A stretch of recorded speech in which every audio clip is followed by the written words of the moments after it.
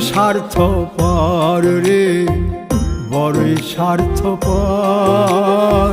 বুকের মাঝে জায়গা দিলে যতন কইরা ভাঙ্গে রে অন্তর।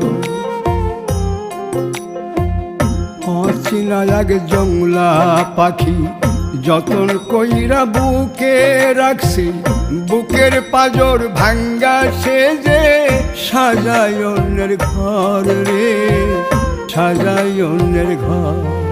মানুষ বড়ই স্বার্থপর রে, বড়ই স্বার্থপর। বুকের মাঝে জায়গা দিলে যতন কইরা ভাঙ্গে রে অন্তর। বুকের মাঝে জায়গা দিলে যতন কইরা ভাঙ্গে রে অন্তর।